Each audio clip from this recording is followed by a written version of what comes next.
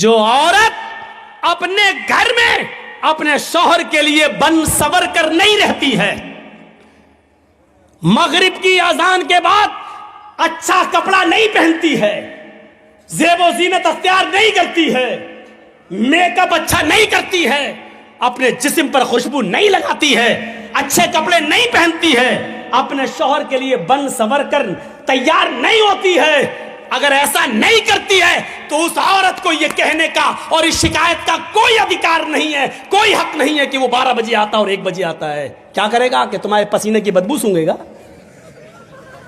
کیا کرے گا کہ وہ تمہارے لیے مغرب کے بعد تمہارے گھر میں بیٹھ کے کیا کرے گا؟ تمہاری لنترانی سنے گا وہ؟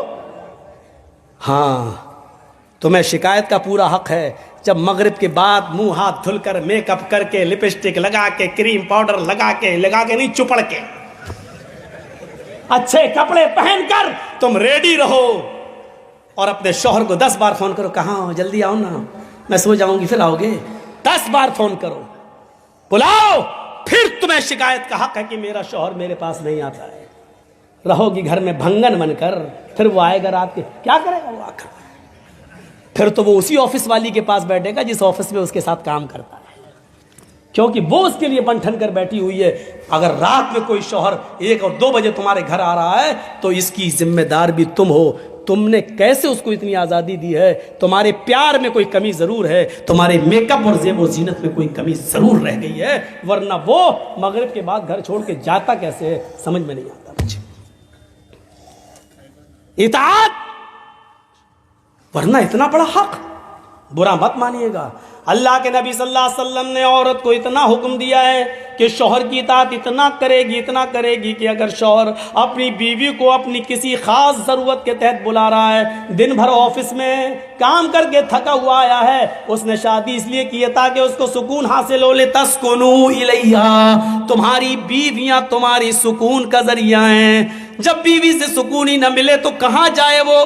اس لیے فرمایا، آئے اللہ کی بندیوں، اللہ کے نبی کہتے ہیں میری مومنہ عورتوں کان کے پردے کھول کر سنو، تمہارا شوہر اگر تمہیں اپنی خاص ضرورت کے لیے تمہیں بلا رہا ہے، رات کے کسی بھی حصے میں تمہیں بلا رہا ہے یا دن کے کسی بھی حصے میں تمہیں بلا رہا ہے تو تمہیں انکار نہیں کرنا چاہیے، انکار نہیں کرنا چاہیے، تمہیں اپنی شوہر کی فوراً بات ماننا چاہیے۔ یہاں تک کہ اللہ کے نبی نے کہا علی قطب، اگر تم اونٹ کے کجاوے پر بھی بیٹھی ہو تب بھی تمہیں آنا پڑے گا۔ اونٹ کا کجاوا تمہیں سمجھ میں نہیں آئے گا؟ عرب کی عورتیں جب ڈیلیوری کا وقت قریب ہوتا تھا، ان کے بچے کی پیدائش کا وقت جب قریب ہوتا تھا اور بچہ جننے کا وقت جب قریب ہوتا تھا تو وہ درد سے بچنے کے لیے اونٹ کے کجاوے پر بیٹھ جاتی تھی، اور ایسا بیٹھنے کا مقصد یہ تھا کہ بچہ آسانی کے ساتھ پیدا ہو جائے اور ان کو درد نہ ہو۔ اللہ کے نبی نے فرمایا، میری ماں بہنوں شوہر کا اتنا خیال رکھا اللہ کے نبی نے، اس کو غلط راستے پہ نہ جانے دیا جائے، اس پر تمہیں اتنا خیال رکھنا پڑے گا، دھک دھک دھک سننا پڑے گا۔ یہ بے حیائی تمہاری طرف سے آ رہی ہے، بچنے والی کوئی بھی چیز عورت گھر سے باہر پہن کر نہیں نکل سکتی ہے۔ ہاں، یہ وَأَحْسَنَتْ فَرْجَهَا، اپنی شرمگاہ کی حفاظت کرو، یعنی موٹا لباس پہنو، اچھا لباس پہنو، جسم کا کوئی حصہ نمایاں نہیں ہونا چاہیے، اور شرمگاہ کی حفاظت شوہر کے علاوہ کہیں اور نہیں۔ اور چوتھی چیز وَأَطَاعَتْ بَعْلَهَا، اور اپنے شوہر کی اطاعت کرو، اپنے شوہر کی فرما برداری کرو، اپنے شوہر کی اطاعت کرو، اس میں کمی نہیں ہونی چاہیے شوہر کی اطاعت میں۔ ایک اور مسئلہ بتا دوں، شوہر کی اطاعت میں کمی نہیں ہونی چاہیے، لیکن شوہر کو بھی نہیں چاہیے کہ وہ زبردستی اپنی بیوی سے کہے اے یہ میرے کپڑے ہیں، چلو ٹھیک ہے تمہارے کپڑے دھو دے گی، یہ میری ماں کے کپڑے ہیں اس کو بھی دھلو، یہ میرے باپ کے کپڑے ہیں اس کو بھی دھلو، یہ میری بہن کے کپڑے ہیں، نند تمہاری نند اس کے بھی دھل دو۔ آپ یہ زبردستی نہیں کر سکتے ہیں، آپ کی بیوی ہے وہ نوکرانی نہیں ہے۔ پیار سے چاہو تو سب کچھ کام لے سکتے ہو. دیکھو میری بھی تم تو جانتی ہو میری ماں کا میرے علاوہ کوئی نہیں ہے. ایسا ہے نا کہ میری ماں تمہاری ماں جیسی ہے. تمہاری ماں کبھی بیمار ہوگی تو ہم بھی اس کو لے جائیں گے.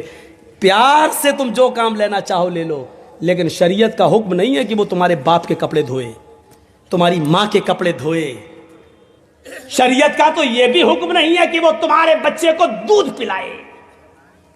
بچہ تمہارا ہے, دودھ پلاتی ہے تو یہ اس کا رحم و کرم ہے. اگر وہ دودھ پلانے کی اجرت اور پیسہ مانگے تو تمہیں دینا پڑے گا. میری ماں اور بہنوں, ماں وہ ہوتی ہے جو اپنے پیٹ سے پیدا ہونے والے بچوں کی پرورش کرے. شوہر نہیں ہو تب بھی ان کو پالے پوسے. ایسی عورت کو جنت کا سرٹیفکیٹ دے رہے اللہ کے رسول. عورتیں وہ نہیں ہوتی جو اپنے پیٹ میں بچہ ہے, الٹرا ساؤنڈ پہ چیک کرایا پتا چلا لڑکی کا گرا دو, ایبورشن کرا دو. اپنے پیٹ کے بچے کو اس ڈر سے کہ لڑکی ہے پیدا ہوگی, اس کا جہیز کا انتظام کہاں سے کریں گے, اور ایبورشن کر کے گرا دیا اور اس بچے کی جان لے لی. یہ عورت نہیں ہوتی ہے. قیامت کے دن اس عورت کو جس نے اپنے پیٹ کا بچہ گرایا, قیامت کے دن اس حال میں لایا جائے گا کہ اس کا بچہ اس ماں کی پستان اور چھاتی سے لٹکا ہوا ہوگا, اپنی ماں کے دودھ سے لٹکا ہوا ہوگا. معلقم بین صدیہا, اپنے ماں کے دونوں پستان سے لٹکا ہوا ہوگا. یقول, اور اپنے رب سے کہے گا, یا ربی ہذہ امی قتلتنی, اللہ یہ میری ماں ہے جس نے دنیا میں مجھے مار ڈالا تھا. اللہ یہ میری ماں ہے جس نے دنیا میں میرا قتل کر دیا تھا. اللہ یہ میری ماں ہے جس نے دنیا میں میری جان لی تھی. اے اللہ تو اس کو آج جہنم میں پھینک دے, میں اس کو جنت میں لے جانے کی سفارش نہیں کروں گا. اے اللہ یہ میری ماں جنت میں جانے کے لائق نہیں ہے, اس نے مجھے پیدا کرنا کھلانے پلانے کے ڈر سے اور جہیز کے ڈر سے مار ڈالا تھا. اے اللہ تو میری ماں کو جنت میں داخل مت کرنا, اس ماں کو جہنم میں پھینک دے. وہ بچہ اپنی ماں کو جہنم میں لے جائے گا. کہاں ہیں ہم؟ عورت وہ ہوتی ہے جو اپنے بچوں کی پرورش کرے, ہزاروں مصیبتیں اپنے اوپر جھیل لے, لیکن بچوں کو کھلائے پلائے اور پال پوس کر بڑا کرے. اور اسی طریقے سے آخری بات, وہ لوگ بھی جنت میں, وہ بچے اپنے ماں باپ کو جنت میں لے جائیں گے جن کو اللہ تعالیٰ نے دنیا میں چھین لیا. 2 مہینے کا بچہ مر گیا, 5 مہینے کا مر گیا, 1 سال کا, 2 سال کا, 5 سال کا, 7 سال تک جو بچے دنیا میں مر جاتے ہیں اور ان کے ماں باپ ان بچوں کے انتقال پر صبر کرتے ہیں, قیامت کے دن یہ بچے اپنے ماں باپ کو جنت میں لے جائیں گے. صغارہم دعامیس الجنہ, یہ چھوٹے چھوٹے بچے جن کی روحیں نکال لی جاتی ہیں جنت کے اندر بے روک ٹوک گھومتی رہیں گی, جنت میں گھوم رہی ہیں ان کی روحیں. قیامت کے دن جب حساب و کتاب ہوگا تو ان کے ماں باپ جہنمی ہوں گے. اللہ کہے گا فرشتوں ان کو سب کو جہنم میں ڈال دو. جیسے وہ جہنم کے دروازے پہ پہنچیں گے اللہ کہے گا رک جاؤ. کہا کیا؟ ان کے بچوں کو میں نے دنیا میں ان سے چھینا تھا, وہ جنت کے اندر ٹہل رہے ہیں, جاؤ ان کے بچوں کو لے کر آؤ جنت سے. یہ تو جنت میں جا نہیں سکتے, ان کے بچوں کو لے کے آؤ جنت سے اور ان سے ملوا دو. یہ ان کے اوپر ظلم ہوگا, بغیر ملائے ہوئے ان کو جہنم میں ڈال دو. نہیں, ان کے بچوں کو ان سے ملوا دو. فرشتے ان کے بچوں کو لے کے آئیں گے اور ان کے ماں باپ سے ملوایا جائے گا. تھوڑی دیر ملاقات کرنے کے بعد حکم ہوگا ان بچوں کو جنت میں لے جاؤ, اور آئے فرشتوں ان کے ماں باپ کو جہنم کے اندر ڈال دو. جیسے وہ چھوٹے چھوٹے بچے یہ سنیں گے کہ میرے ماں باپ کو جہنم میں بھیجنے کا آرڈر ہو گیا ہے, حدیث کے الفاظ ہیں فَيَأْخُذُ بِنَاحِيَةِ ثَوْبِهِ, یہ سنتے ہی وہ چھوٹے چھوٹے معصوم بچے اپنے ماں باپ کے دامن سے چپک جائیں گے, ان کے کپڑے پکڑ لیں گے.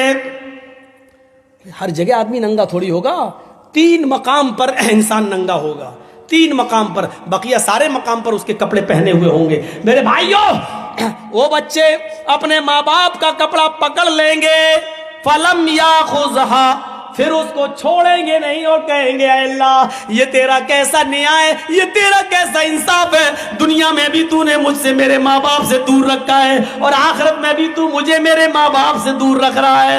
اے اللہ آخرت میں بھی مجھے میرے ماں باپ سے کو نہیں ملانا تھا اور دینا تھا، تو دنیا میں تو نے مجھ سے ہم کو میرے ماں باپ سے دور کیوں کر دیا تھا؟ اے اللہ، نہ دنیا میں مجھے میرے ماں باپ ملے، نہ آخرت میں میرے ماں باپ ملے، نہ دنیا میں مجھے ان کے ساتھ زندگی گزارنے کا موقع ملا اور نہ آخرت میں مجھے میرے ماں باپ دیے جا رہے ہیں۔ اے اللہ، یہ صحیح نہیں ہے۔ اے میرے پروردگار، میرے ماں